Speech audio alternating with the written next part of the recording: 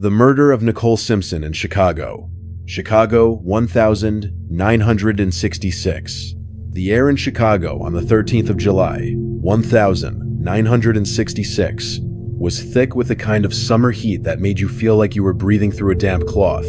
Jeffrey Manor, a working-class enclave on the city's far south side, was the kind of place where neighbors waved from porches, kids played stickball in the streets, and the hum of steel mills along Lake Michigan was a constant backdrop. At 2319 100th Street, a two-story brick townhouse stood quietly, its windows glowing softly in the night. Inside, 9 young women student nurses from South Chicago Community Hospital lived together, their lives a whirlwind of textbooks, stethoscopes, and dreams of saving lives. They were young, vibrant, and full of promise.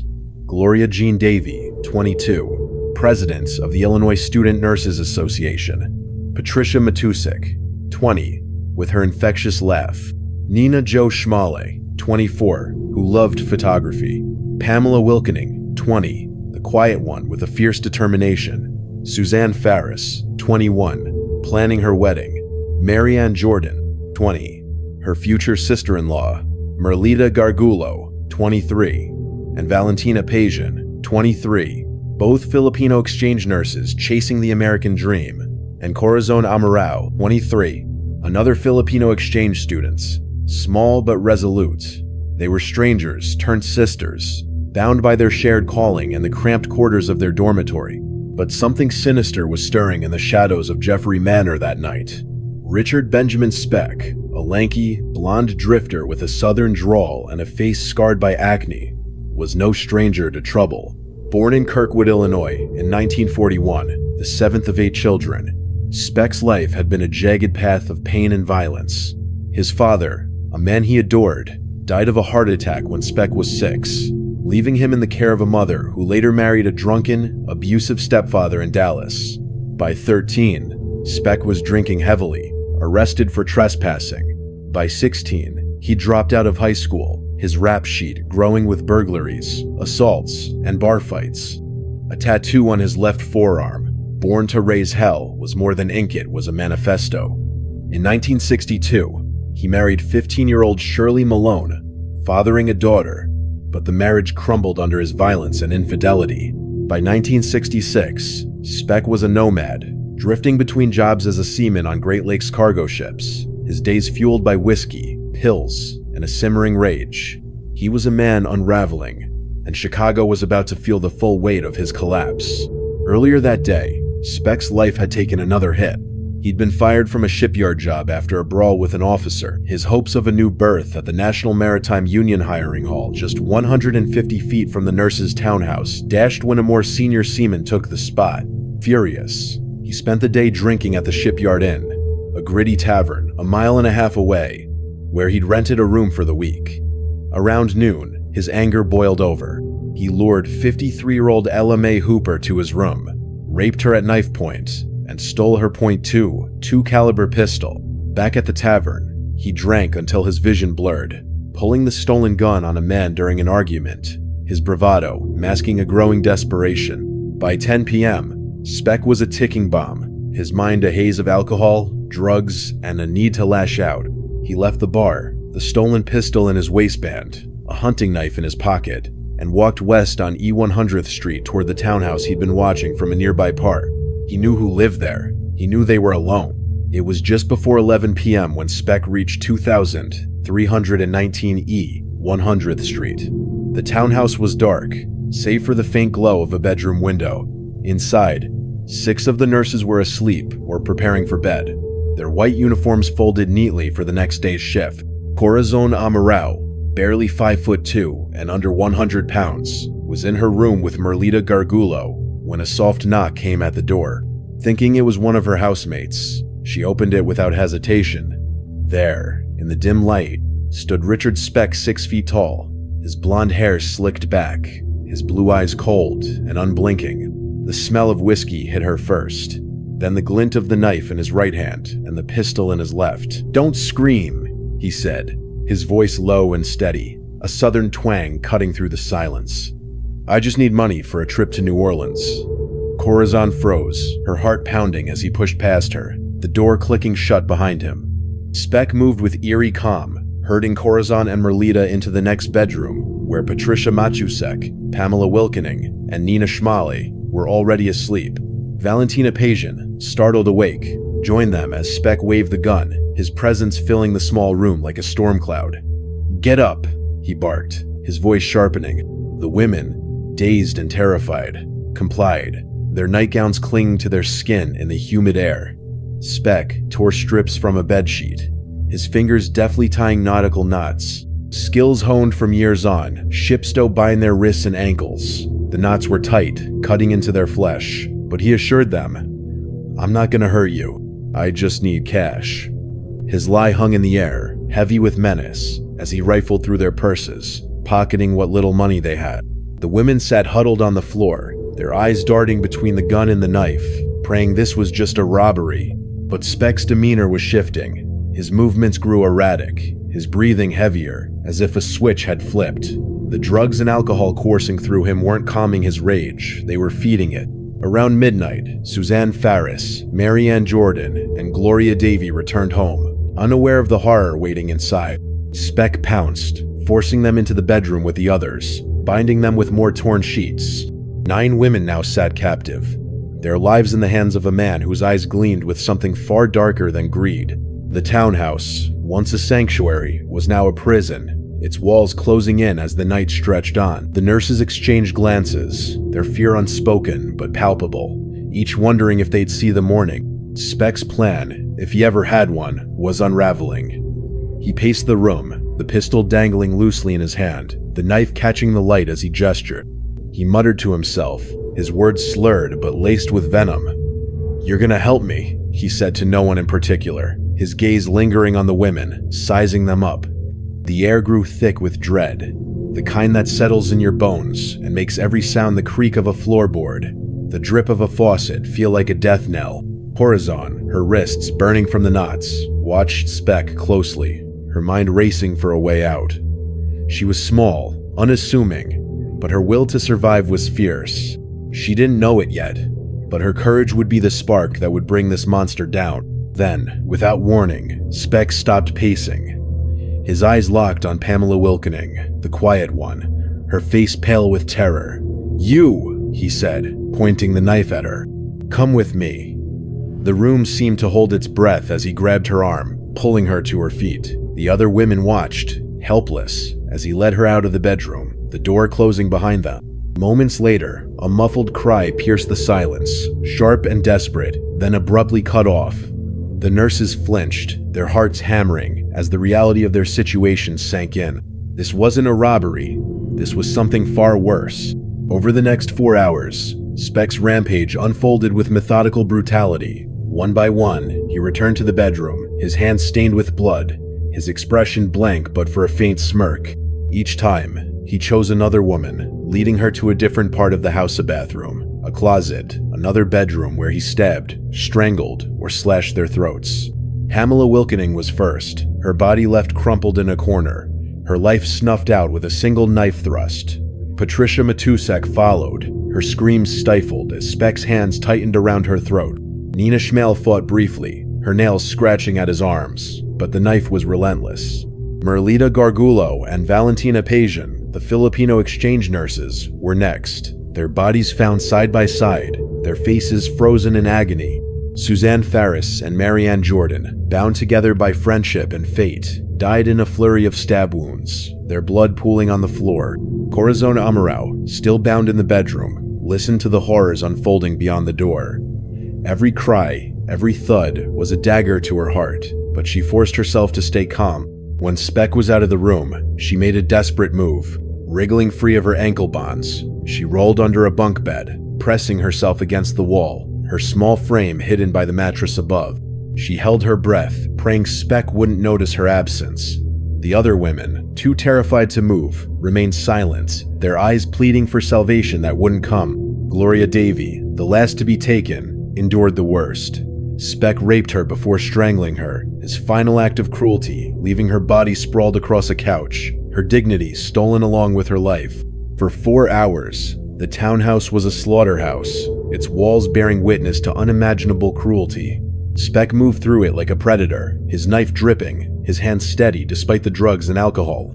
He was meticulous, almost ritualistic, spacing the murders 20 to 30 minutes apart, as if savoring each kill. The nurses, trained to save lives, were powerless against his savagery, their dreams of healing others extinguished in blood. Chicago slept, unaware that a monster was carving a wound into its soul, one that would never fully heal. By 3 a.m., Speck was done. He wiped the knife on his shirt, pocketed the pistol, and walked out the back door, leaving a scene of carnage behind. 8 women lay dead, their bodies scattered across the townhouse, their blood soaking into the floors. The air was heavy with the metallic tang of death, the silence deafening after hours of muffled screams. Corazon Amurao remained under the bed, her body trembling, her mind reeling. She didn't dare move, not yet. She waited, counting the minutes, then the hours, until the first light of dawn crept through the windows. Only then did she crawl out, her wrists still bound, her nightgown torn. She pushed open a second-floor window, the screen bending under her weight, and climbed onto the ledge. At 6 a.m., the residents of Jeffrey Manor woke to a sound that would haunt them forever. Corazon, perched on the ledge, her voice raw with grief and terror, screamed into the morning air. "They're all dead! Help! My friends are all dead! I'm the only one alive!" Her cries echoed through the neighborhood, a primal wail that shattered the morning calm. Neighbors rushed outside, their faces pale as they saw the tiny figure on the ledge, her hands still tied, her eyes wide with horror. Someone called the police, and soon, sirens wailed in the distance, converging on 2319 E 100th Street. Inside the townhouse, officers found a scene that would sicken even the most seasoned detectives. Blood was everywhere on the walls, the floors, the furniture. The nurses' bodies were strewn about, some in grotesque poses, their eyes open in silent accusation. The coroner, arriving later, stood in the doorway, his face ashen. "It's the crime of the century," he muttered to the crowd gathering outside, his voice barely above a whisper. Chicago, a city no stranger to violence, had never seen anything like this. The nation, too, would reel as news of the massacre spread, the headlines screaming of a mass sex slaying that defied comprehension.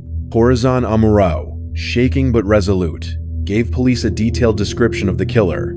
6 feet tall, blonde hair, pockmarked face, southern drawl, and a tattoo on his left arm, born to raise hell. She remembered every detail, her mind searing the image of Speck's face into her memory as she hid under the bed. Her survival was a miracle, a stroke of luck born from Speck's carelessness.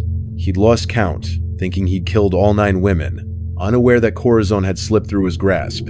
Her testimony would become the cornerstone of the manhunt that followed, a beacon of hope in a city gripped by fear. As the sun rose over Chicago, Richard Speck vanished into the city's underbelly, hiding in a Skid Row hotel, his hands still stained with blood. He thought he was untouchable, a ghost slipping through the cracks of a city too big to notice.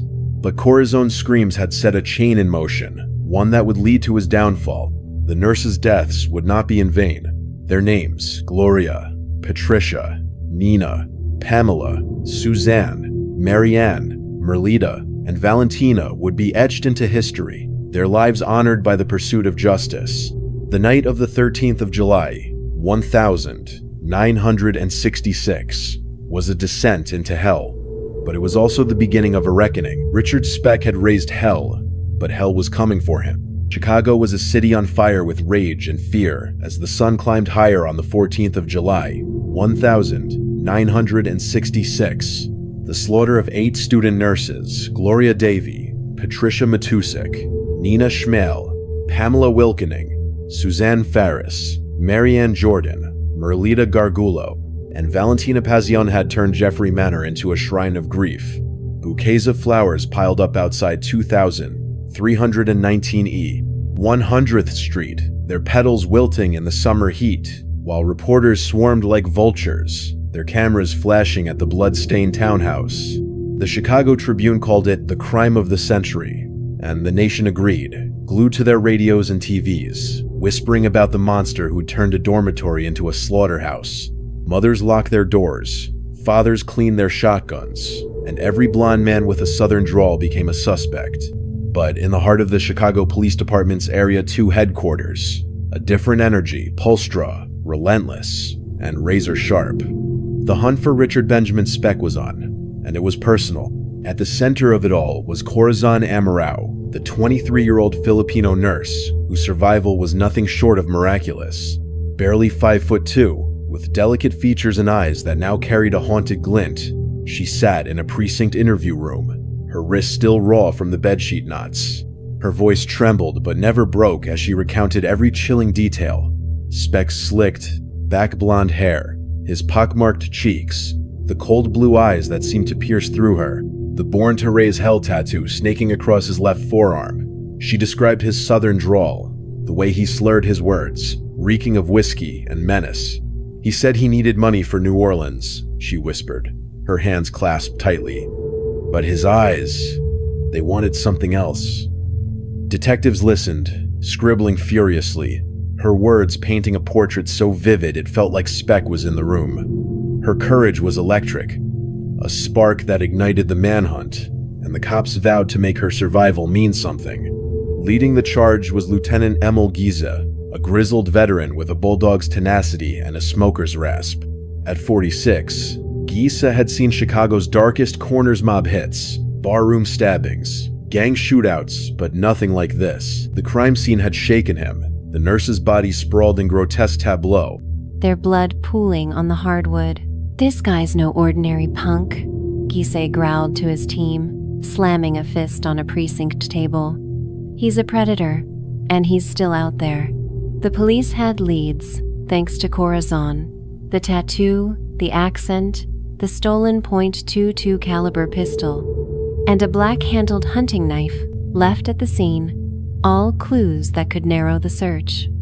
Giza mobilized every resource, flooding the South Side with patrols, plastering Speck's description across precincts, taverns, and union halls. The National Maritime Union, just 150 feet from the crime scene, was their first stop. Speck had been there the day before, begging for a ship's berth, his temper flaring when he was turned down. He was drunk, loud, and pissed, a union rep told detectives. Said he'd be back. Giza's gut told him Speck hadn't gone far.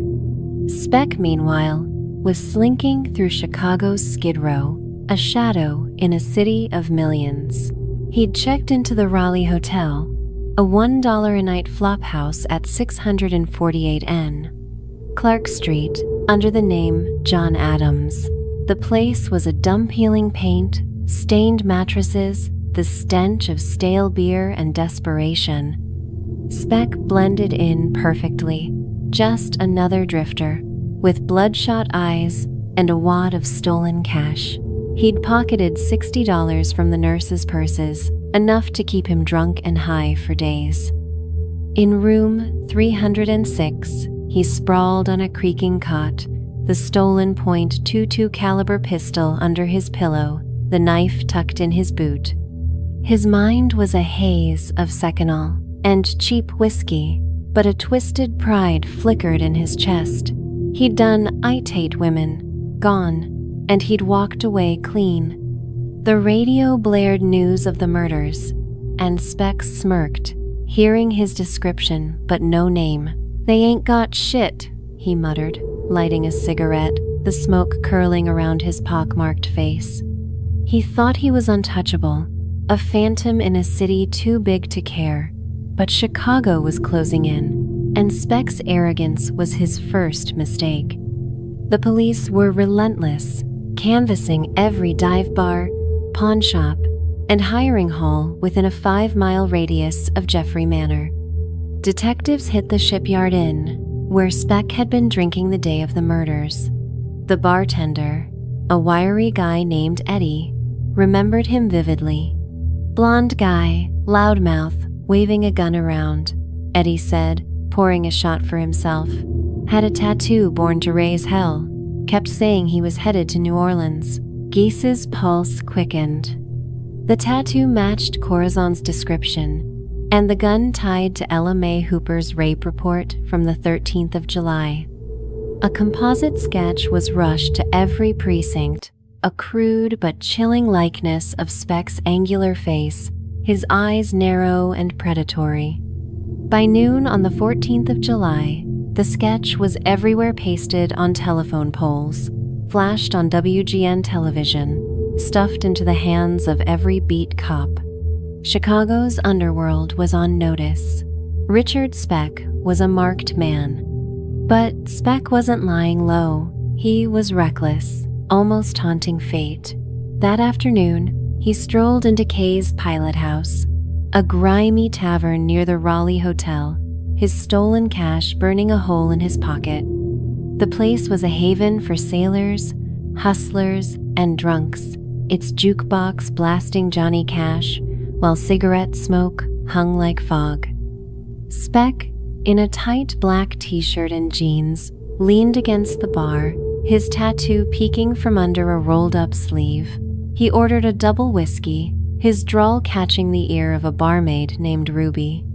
She was 28, with red lipstick and a sharp wit, used to handling rough types.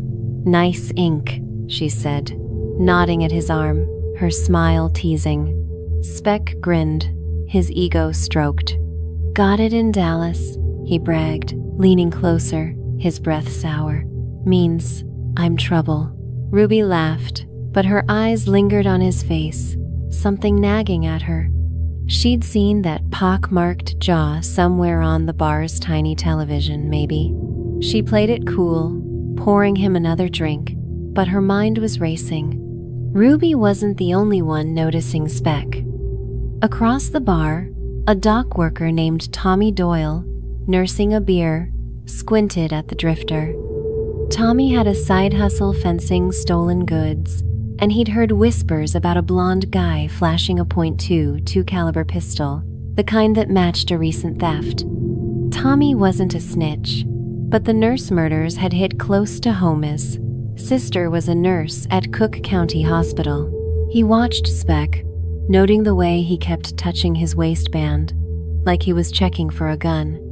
When Speck stepped outside for a smoke, Tommy slipped into the bar's phone booth, his hands shaking as he dialed Area 2. "I think your guy's here," he whispered to the desk sergeant. "Kay's Pilot House. Blonde, tattooed, looks like he's on something." Giese was in his car within minutes, tires squealing as he sped toward Clark Street, his radio crackling with orders to converge on the bar. The tension was electric, the city holding its breath. Speck, oblivious, was back at the bar, his arm around Ruby, his voice louder with every drink. He was spinning lies about being a merchant marine, a tough guy who'd seen the world. Ruby humored him. Her smile tight, her eyes darting to the door. She'd connected the dots, the tattoo, the accent, the sketch she'd glimpsed on the news. Her heart pounded, but she kept pouring, keeping him distracted. "You're a real charmer," she purred, leaning close, her fingers brushing his arm. Speck ate it up, his guard down, his knife and gun forgotten in his drunken haze. Outside, squad cars rolled up silently, their lights off, officers crouching behind parked cars. Giese, his .38 revolver drawn, peered through the bar's grimy window, his blood pumping. There he was, Speck, laughing, his tattoo unmistakable.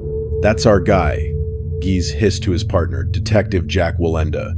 The trap was set, but Speck wasn't going down easy. As Giese signaled for backup, a rookie cop, eager for glory, burst through the door, his badge flashing. "Police, nobody move," he shouted, his voice cracking. The bar froze, glasses clinking to a stop, but Speck's instincts kicked in. He shoved Ruby aside, his hand diving for the pistol in his waistband. Chaos, erupted patrons screamed, tables flipped, and Speck bolted for the back door, his boots pounding the sticky floor. Giese cursed, charging after him, Wallenda on his heels. Speck crashed through the alley exit, the .22 caliber pistol in his hand, firing wildly. A bullet grazed Wallenda's shoulder, blood spraying, but the detective kept running, his adrenaline drowning out the pain. Speck sprinted down a trash-strewn alley, his lungs burning, his mind a blur of panic. He'd been so close to disappearing, and now the city was clawing at his heels. The chase was a heart-pounding ballet of near misses. Speck vaulted a dumpster, his knife falling from his boot, clattering into a pile of garbage. He did in mere seconds ahead of Geese, who was gaining his revolver steady despite his age. The alley twisted into a maze of tenements and vacant lots, but Speck's luck was running dry. He ducked into an abandoned warehouse, its windows shattered, its floor littered with broken bottles. He crouched behind a rusted boiler, his breath ragged, the pistol shaking in his hand. Giese and Walenda fanned out, their radios crackling as backup sealed the block. "Speck!" Giese shouted, his voice booming. "It's over! Come out or we come in!" Silence answered, but the air thrummed with tension, every shadow a threat. Speck's mind raced. He could shoot his way out, take a hostage, or slip through the cracks like always. But Chicago wasn't Dallas, and this wasn't a bar fight. He was cornered, and he knew it. Then, a stroke of genius or madness.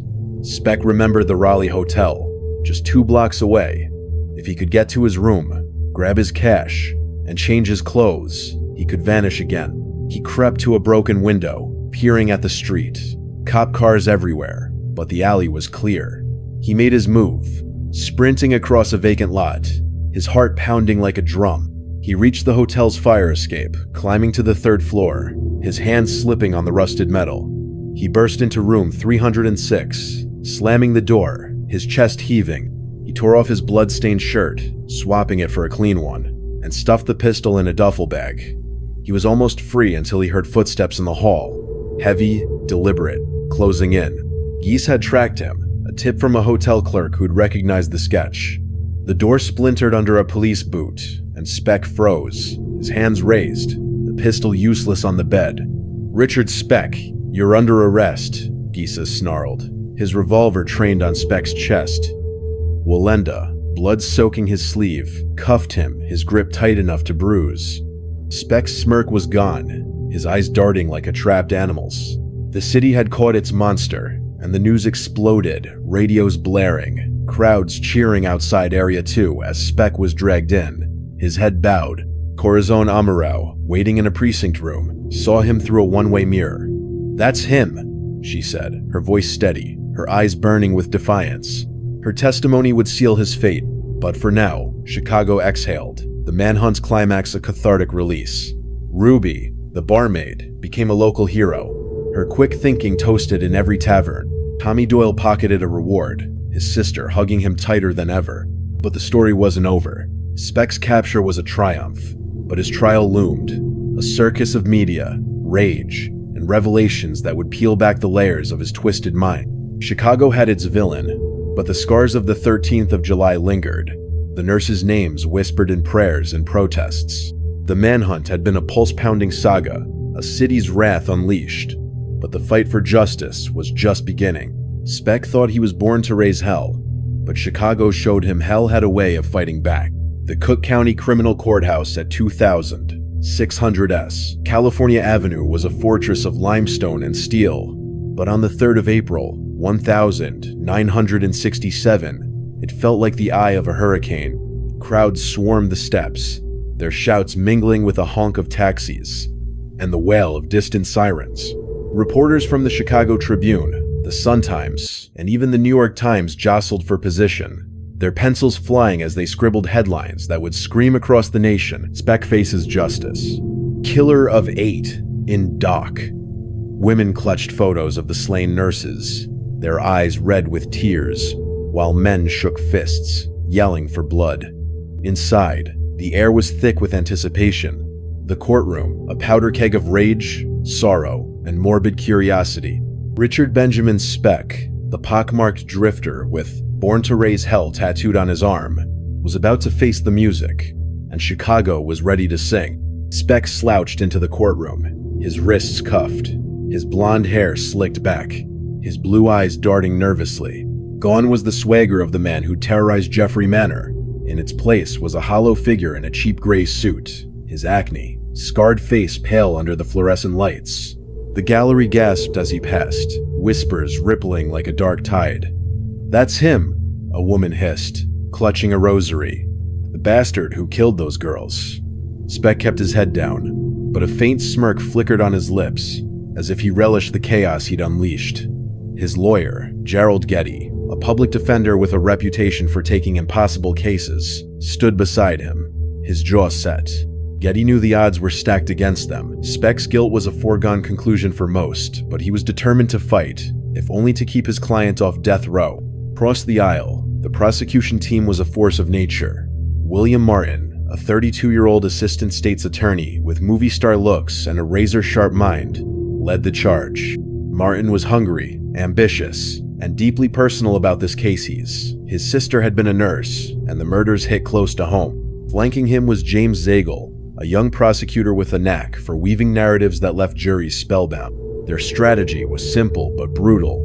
Paint Speck as a monster, let Corazon Amurao's testimony light the fuse, and bury him with evidence so damning no jury could look away.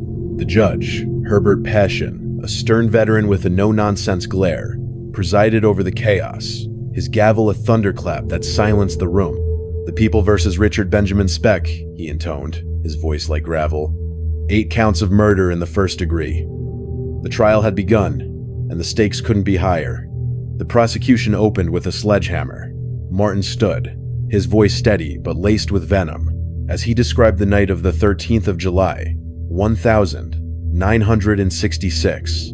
"This man," he said, pointing at Speck, "invaded a sanctuary, a home where 9 young women dreamed of saving lives. He bound them, tortured them, raped them, and slaughtered them one by one for 4 hours, while they begged for mercy." The gallery sobbed, jurors' faces paling as Martin held up crime scene photos. Each one a gut punch, Pamela Wilkening's lifeless body, a single knife wound to her chest, Patricia Matusik, her throat bruised from strangulation, Gloria Davy, sprawled on a couch, her dignity stolen. The images were relentless, each one searing the nurses' names into the room's collective soul. Martin's voice rose, his words a crescendo of righteous fury. This was not a crime of passion. This was a massacre, planned and executed by a man who reveled in pain. Speck stared at the floor, his smirk gone, as the weight of Martin's words pressed down. But the real lightning bolt was Corazon Amurao. On day 3, she took the stand, a tiny figure in a pale blue dress, her dark eyes burning with resolve. The courtroom fell silent, every breath held as she swore her oath. Martin approached gently, his tone soft but probing. "Miss Amurao, tell us what happened that night." Corazon's voice was steady, her English accented but clear, as she relived the horror. She described Speck's knock at the door, his whiskey-soaked breath, the glint of his knife and stolen .22 caliber pistol. "He said he needed money," she said, her hands trembling. "But his eyes, they were cold, like he saw nothing human in us." She recounted how he bound them with torn bedsheets, his nautical knots cutting into their wrists, and how he led her friends away. One by one, their screams echoing through the townhouse. The gallery wept, jurors gripping their chairs, as Corazon described, hiding under a bunk bed, her body pressed against the wall, her heart pounding as Speck's boots thudded past. "I prayed," she whispered. "I prayed to live, for my friends."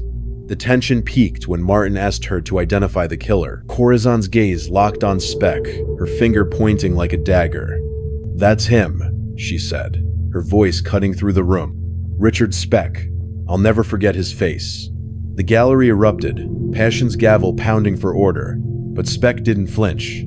He stared back at Corazon, his eyes narrowing, a predator sizing up prey. The moment was electric, a clash of survivor and monster, and it sent shivers down every spine. Martin pressed forward, introducing physical evidence. The black-handled hunting knife, its blade still flecked with blood. The .22 caliber pistol, traced to Ella Mae Hooper's robbery, and Speck's fingerprints, lifted from a bedroom door. Each piece was a nail in Speck's coffin, but Corazon's testimony was the hammer. She stepped down, her head high, a symbol of defiance that Chicago would never forget. The defense, however, had a wild card. Gerald Getty knew a straight acquittal was impossible, so he played a dangerous game: insanity. On day 6, He called Dr. Marvin Zipperin, a psychiatrist who'd interviewed Speck in jail. Zipperin, a wiry man with a penchant for dramatic testimony, claimed Speck was a borderline schizophrenic, driven by a dissociative state fueled by alcohol and seconal. He didn't know what he was doing, Zipperin said, adjusting his glasses.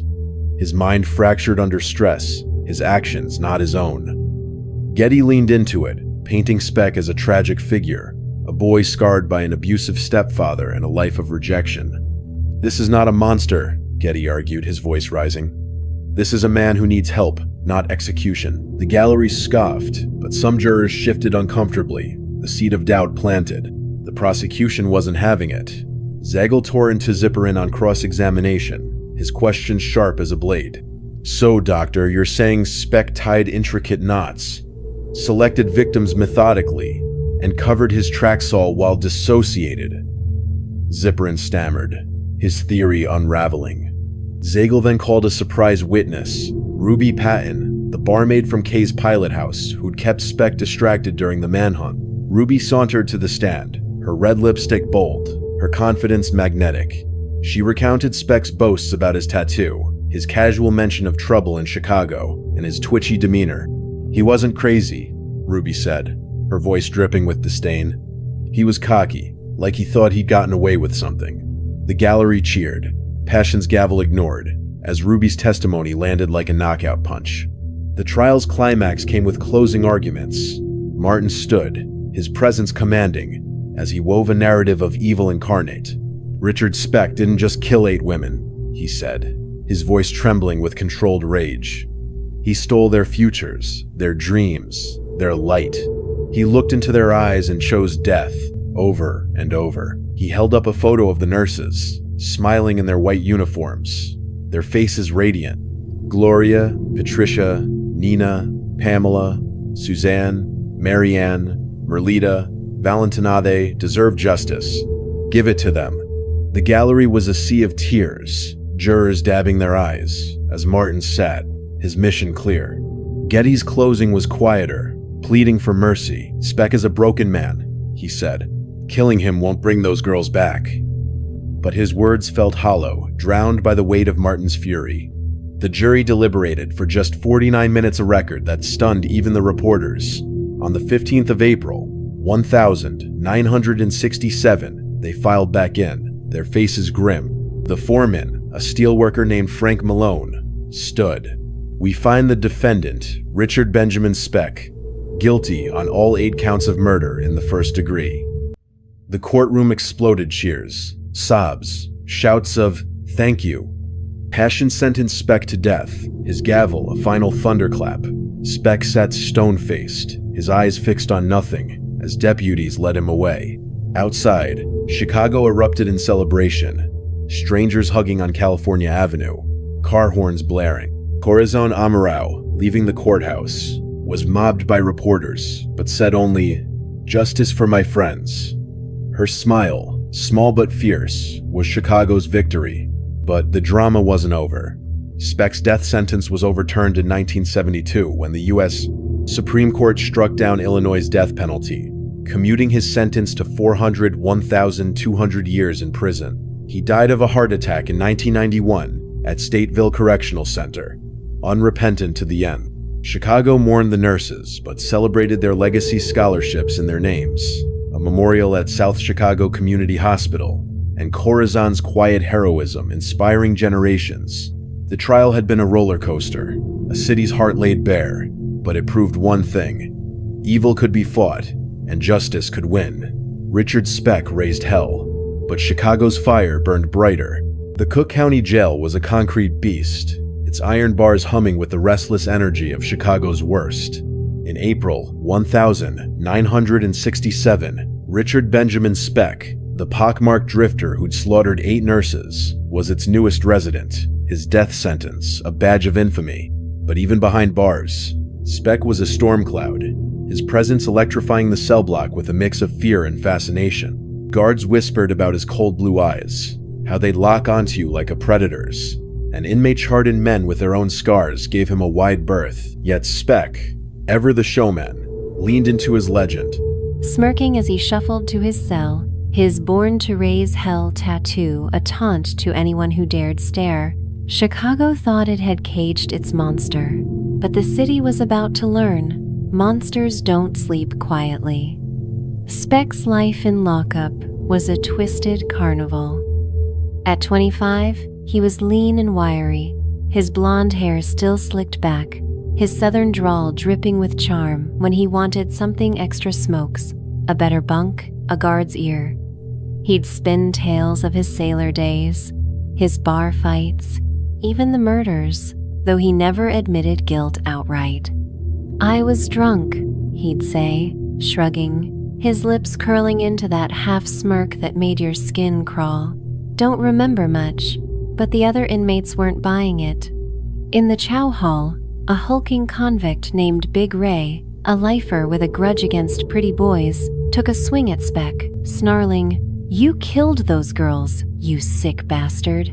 Speck dodged, his reflexes sharp, and Lafitte low, guttural sound that echoed off the walls. The guards broke it up, but the incident spread like wildfire. Speck wasn't just surviving, he was thriving, a king in a kingdom of chaos. Outside, Chicago was trying to heal.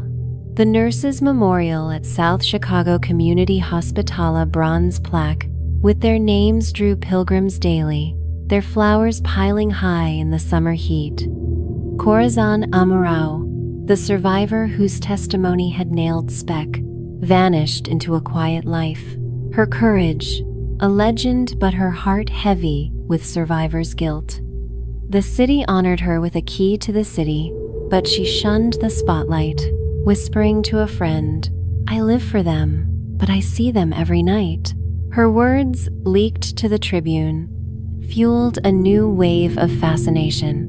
People wanted closure, but the Speck case was a wound that wouldn't close. Rumors swirled.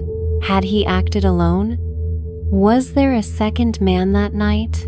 A shadow Corazon hadn't seen? The questions gnawed at Chicago, and the answers, if they existed, were locked in Speck's twisted mind.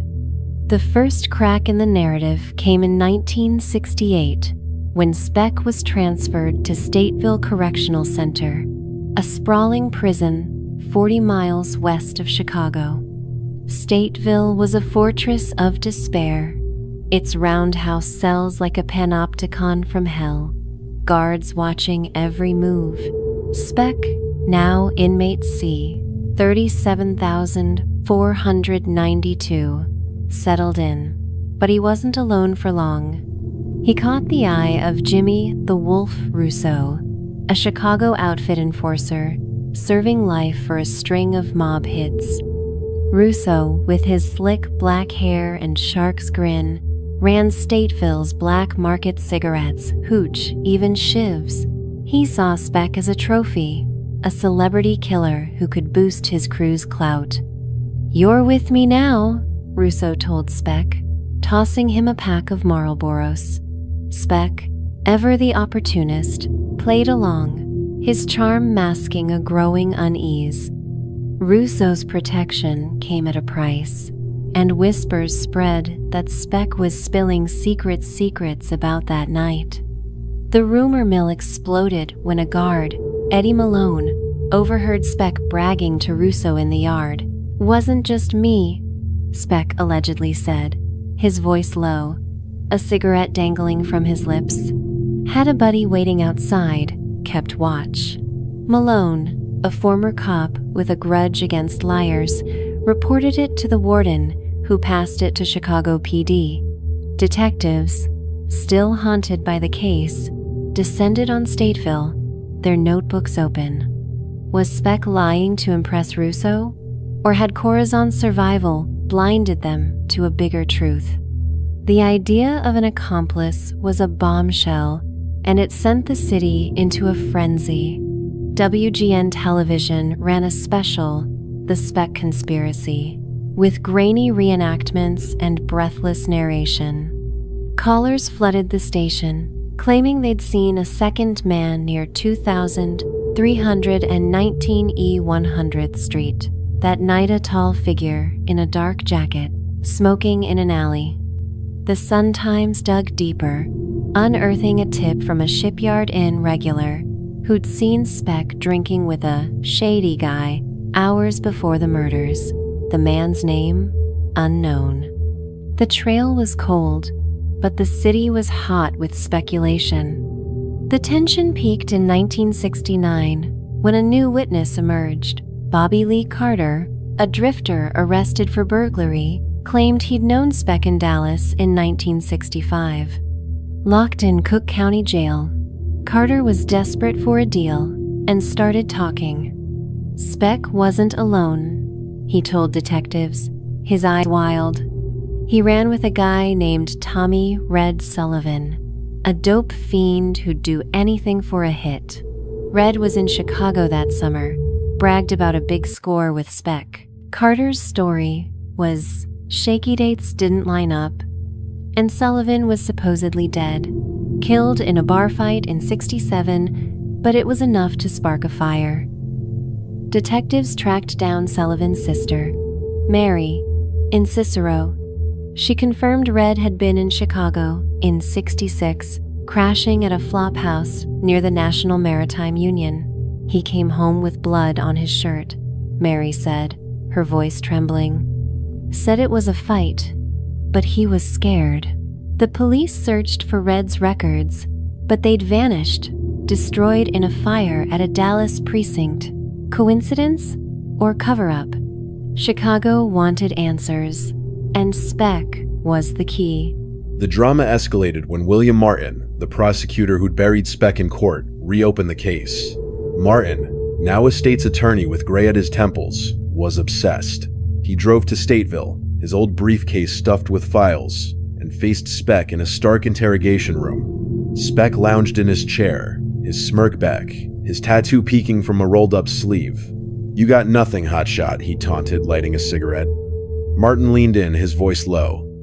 "Who was with you, Richard? Red Sullivan? Someone else? Talk, or I'll make sure you never see daylight." Speck laughed, but his eyes flickered a crack in his armor. "I worked alone," he said finally, but his drawl was too smooth, his denial too rehearsed. Martin left empty-handed, but he leaked Carter's story to the press, igniting a media storm. Was Speck's partner in crime covered up? Blared the Tribune, and Chicago ate it up, every diner and bar buzzing with theories. The high point came in 1971, when a prison riot at Stateville threw Speck back into the spotlight. Inmates, fed up with brutal guards, took over D Block, holding 3 officers hostage. Speck, ever the survivor, sided with Russo's crew, wielding a shiv and barking orders. The standoff lasted 12 hours, tear gas clouding the air, SWAT teams storming the cell block. When it ended, Speck was found hiding in a laundry cart, his face bruised, his arm bleeding from a guard's baton. Russo, shot in the leg, turned on him, screaming, "You snitched, you bastard." The word snitch was dynamite. Had Speck betrayed Russo to save his skin? And if he talked about the riot, what else had he said? A guard claimed Speck had whispered about a guy in Chicago who knew too much. But the guard clammed up when pressed. The riot was a turning point, painting Speck as both cunning and vulnerable, a man with secrets he couldn't keep.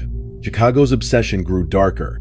A true crime book, Hell's Outcast, hit shelves in 1972, claiming Speck had confessed to a cellmate about a second-man assailer named Johnny, who'd supplied the Seconal and waited outside the townhouse. The author, a hack named Vince Brody, cited anonymous sources, but the book sold out in days, its lurid details feeding the city's hunger. Talk shows debated it. Psychics claimed to see the accomplice, and amateur sleuths combed Jeffrey Manor for clues. A rusted pocket knife, found in an alley near the crime scene in '73, was tested for blood but came up clean. Still, the questions lingered, each one a hook in Chicago's psyche. Had justice missed something? Was Speck protecting someone, or was he playing the city like a fiddle? The tension broke, but not cleanly, when Speck's death sentence was overturned in 1972. The U.S. Supreme Court's ruling against Illinois' death penalty commuted his sentence to 401,200 years, a number so absurd it felt like a taunt. Speck, now 31, settled into a bizarre prison life, painting landscapes in art class, charming guards for extra privileges, even keeping a pet sparrow he named Tweety. But his health was failing too much whiskey, too many pills, too many fights. By 1991, he was a ghost of himself, his face sagging, his body bloated. On the 5th of December, he clutched his chest in his cell, his heart giving out at 49. He died alone, unrepentant, taking his secrets to the grave. Chicago mourned the nurses anew, their memorial plaque polished for a vigil. But the city couldn't shake the feeling that something was unfinished. The accomplice theory never died. In 1996, a retired detective, Jack Wallenda, gave an interview to WGN, claiming he'd seen a second set of footprints at the crime scene smaller than Speck's, never explained. Wallenda, dying of cancer, swore he'd been silenced by brass, who wanted a clean case. His words sparked a new wave of amateur investigations, with true crime blogs dissecting every detail. A 2005 podcast, Chicago Shadows, uncovered a maritime union log placing a Thomas Sullivan in Chicago on the 13th of July, 1966, but the trail ended there. Corazon Amurao, now a grandmother in Virginia, refused interviews, her silence louder than words. The nurses' families, too, stayed quiet, their grief private but eternal. And so, the Speck case remains a riddle wrapped in blood. Was he a lone wolf, a singular evil who tore through Chicago like a plague? Or was there another shadow that night, a figure just beyond Corazon's sight, slipping into the dark? The answers, if they exist, are buried in the alleys of Jeffrey Manor, the records of Stateville, or the mind of a man who raised hell and left a city scarred. Chicago still whispers their names: Gloria, Patricia, Nina, Pamela, Suzanne, Marianne, Merlita, Valentina, and it still hunts for truth. Want to know what's next? The shadows aren't done speaking. Subscribe to our channel for the next chapter, where we dig deeper into the secrets Speck left behind. You won't believe what we found.